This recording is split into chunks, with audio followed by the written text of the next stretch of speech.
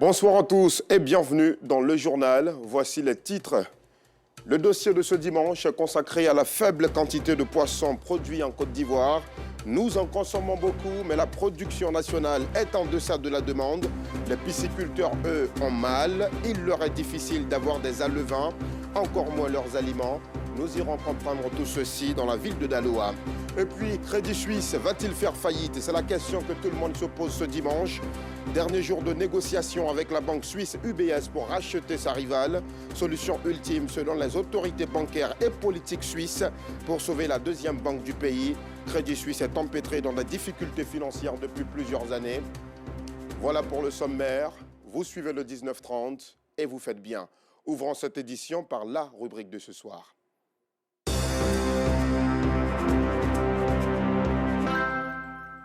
Le poisson est pêché dans les différents fleuves, rivières et lagunes de Côte d'Ivoire, mais sa quantité reste inférieure à la demande. Les Ivoiriens consomment énormément de poissons et pour combler le déficit, le gouvernement a recours à l'importation. Les efforts de l'État sont appuyés par les pisciculteurs, mais tout cela demeure insuffisant parce que ces derniers ont du mal à acquérir des alevins et leurs aliments. Dans la ville de Daloa, ces acteurs plaident pour un appui. Un dossier réalisé par Théodore Zouzou et commenté par Joël Gosset.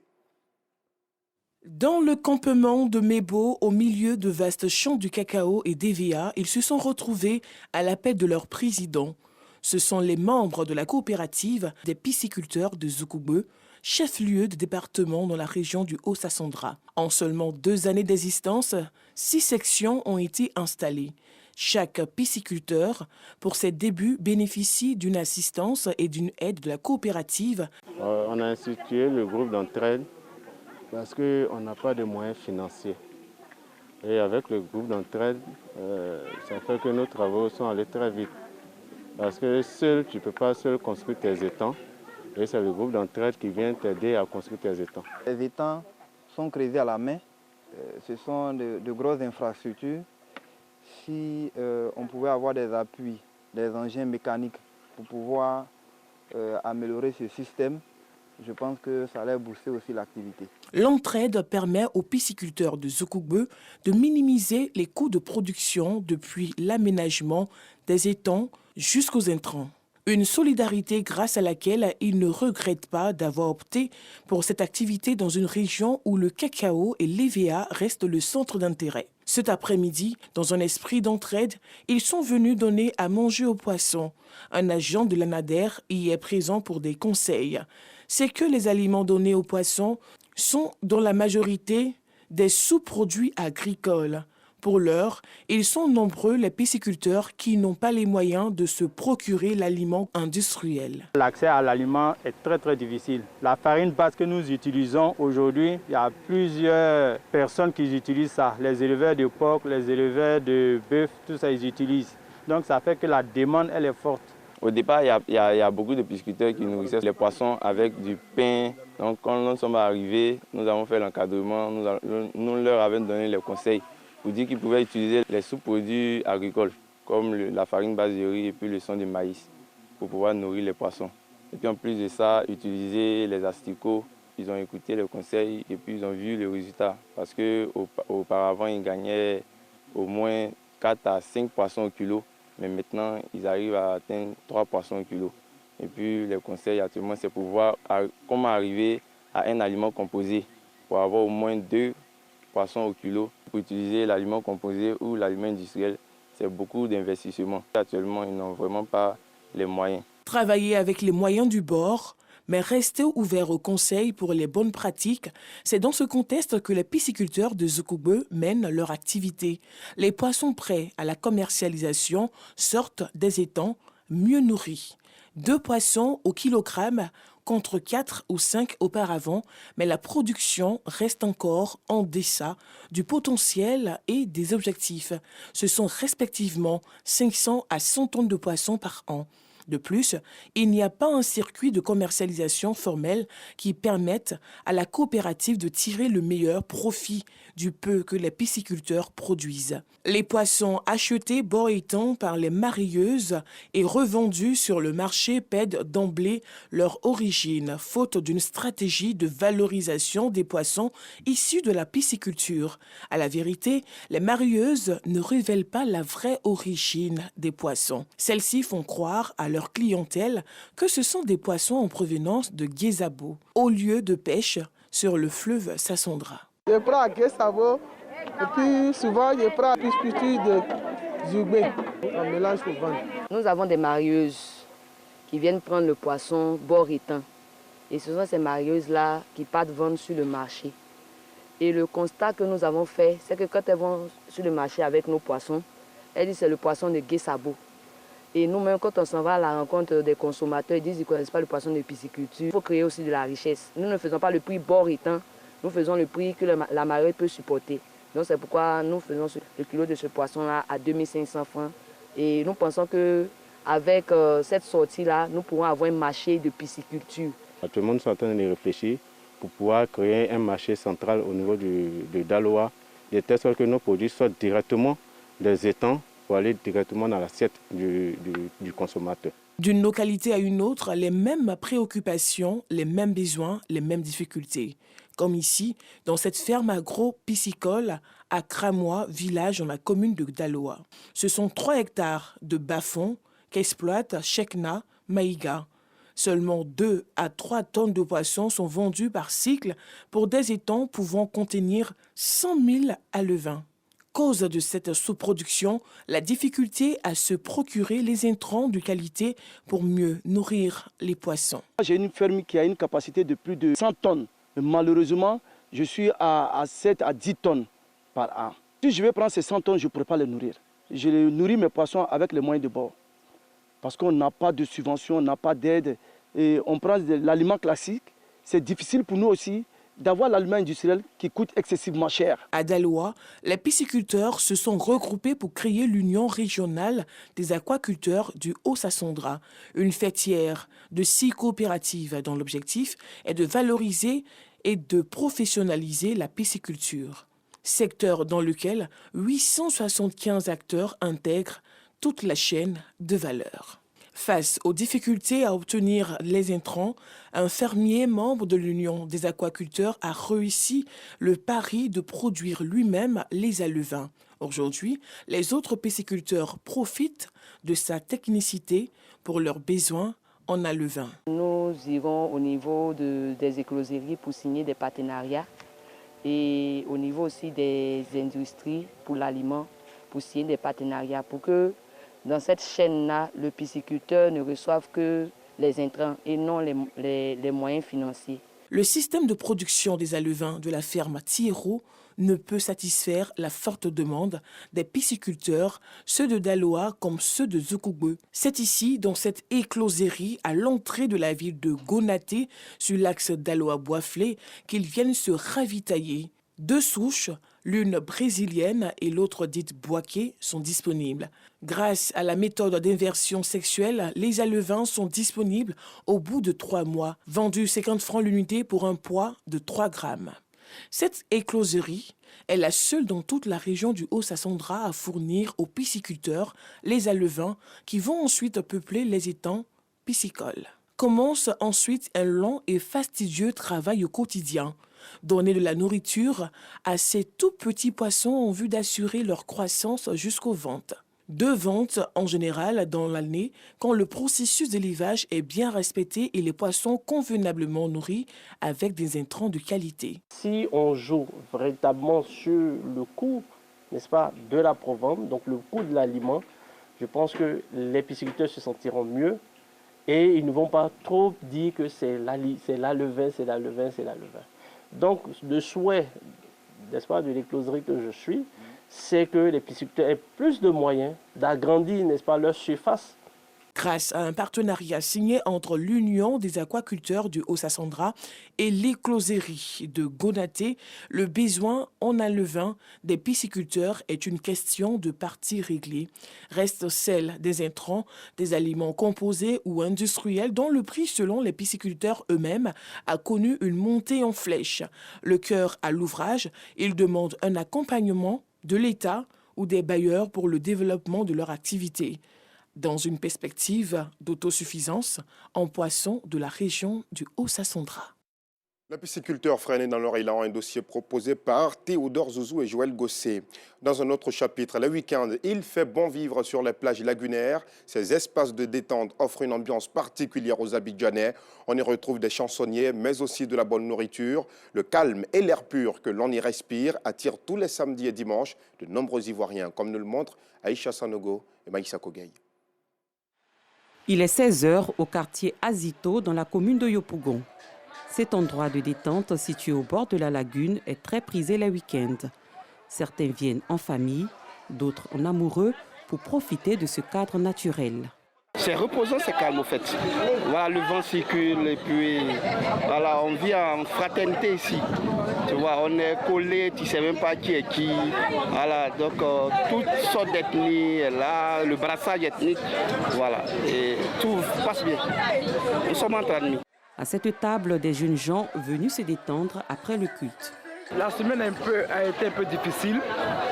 Mais on s'est dit comme ça qu'après le culte, on ne peut rien faire sans Dieu.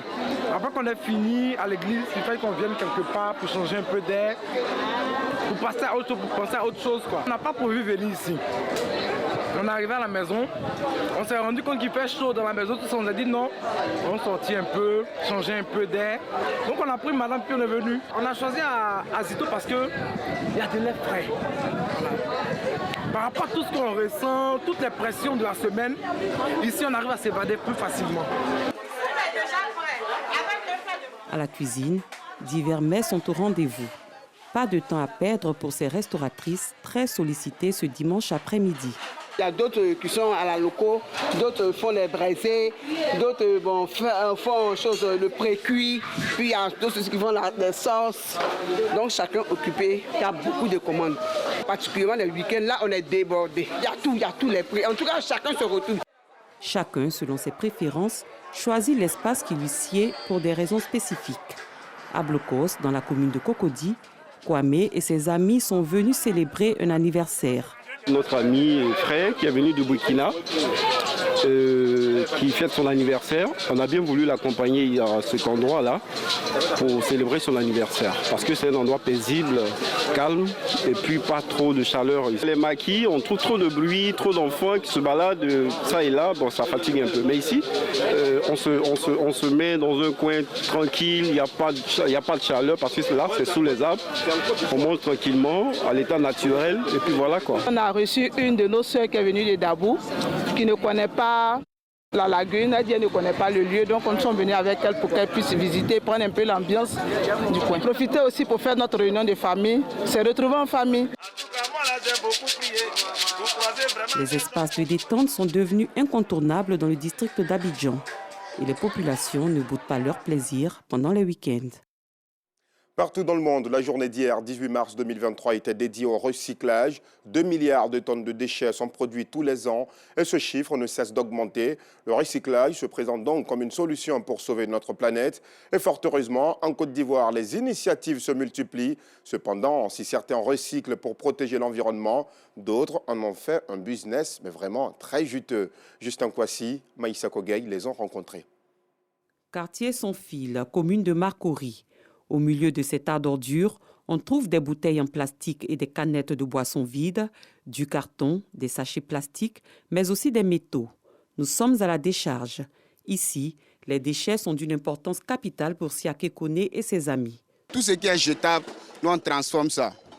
Sachets, boîtes, canettes, manankolo, tout ce qui vient ici, nous on transforme ça à l'argent. Le tri des déchets est un véritable business pour Adam Doumbia, élève en classe de 4e. Pour trouver travail, là, c'est difficile. Mais à la poubelle, ici, là, tous les jours, il y a le travail. Les gens négligent ça, alors que pour nous, c'est de l'argent.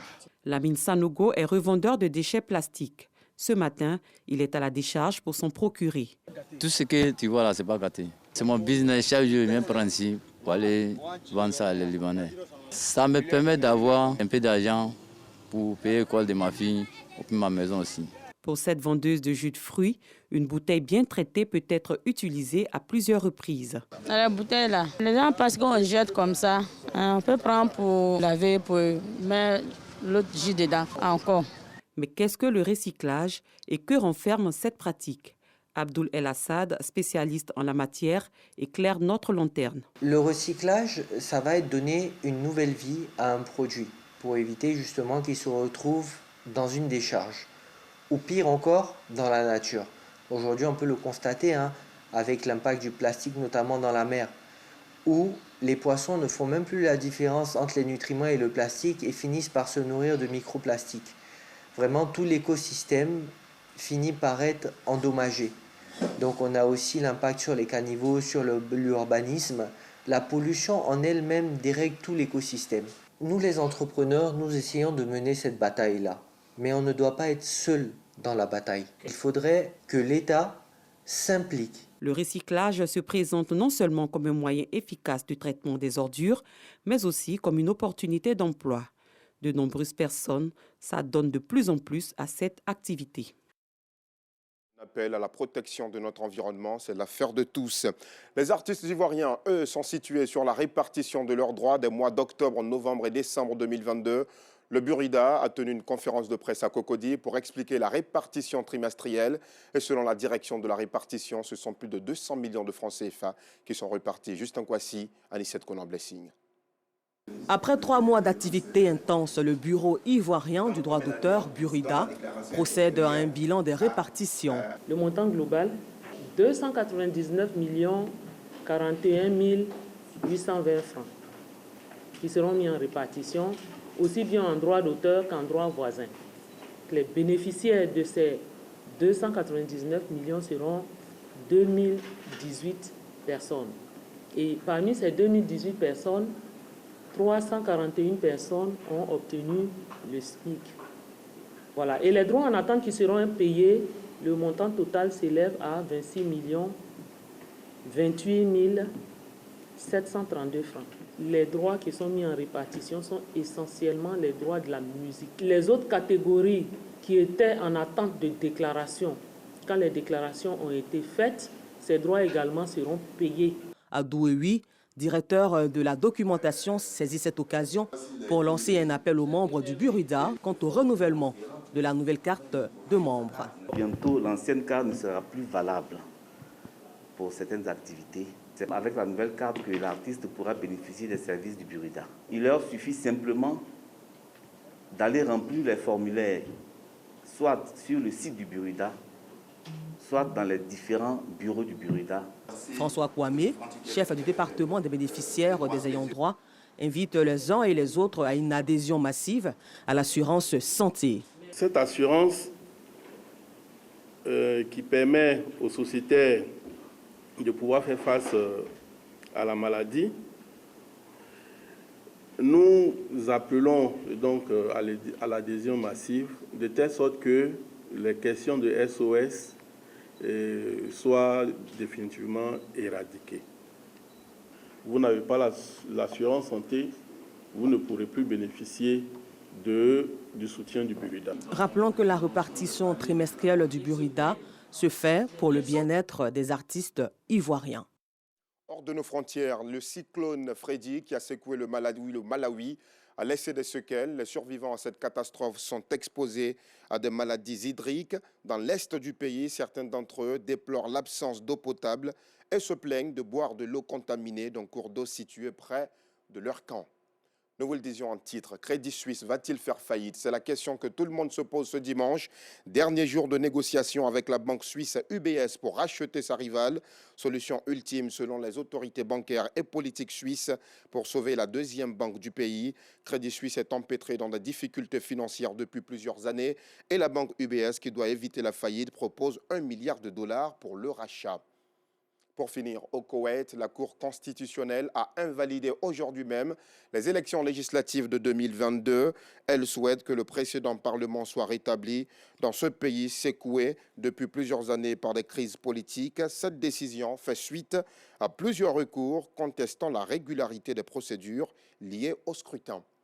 On arrive au terme de ce journal. Merci de l'avoir suivi. Merci aussi aux équipes techniques et de rédaction pour les éditions de ce week-end. On se dit à demain, 19h30, si Dieu le veut.